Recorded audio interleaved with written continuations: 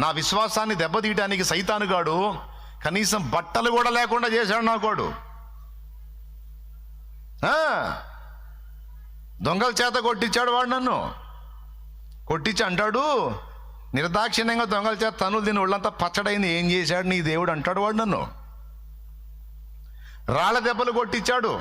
నా దేవుడి పని అని సేవ చేస్తున్నావు కదరా, ఒళ్ళంతా పచ్చడైన దాకా రాళ్లతో దన్నారు, ఏం చేశాడు నీ దేవుడు అంటాడు వాడు. నన్ను కొరడాలతో బెత్తాలతో కొట్టించాడుగా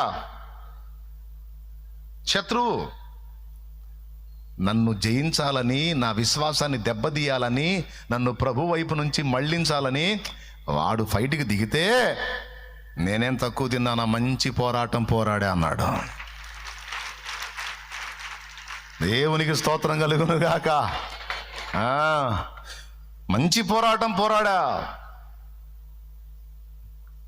అన్నానికి లేని దినాన్నిచ్చిన, వస్త్రహీనతనిచ్చిన, ఏ విధమైన చెయ్యని నిందలు నెత్తినబడిన, అందరూ నన్ను దూషించిన, ద్వేషించిన, తీర్పులు తీర్చిన, కోర్టులకు ఎక్కించిన, జైళ్ళ పాలు చేసిన, చెరసాల పాలు చేసిన, కొరడాలతో కొట్టిన, రెల్లు దెబ్బలు కొట్టిన, రాళ్ల దెబ్బలు కొట్టిన, అన్న వస్త్రాలు లేక, ఆకలి దప్పులతో, చలితో, దిగంబరత్వంతో ఉండే దినములు నాకు వచ్చిన, నా ప్రాణప్రియుని యందు నా విశ్వాసాన్ని మాత్రం వదలలేదు.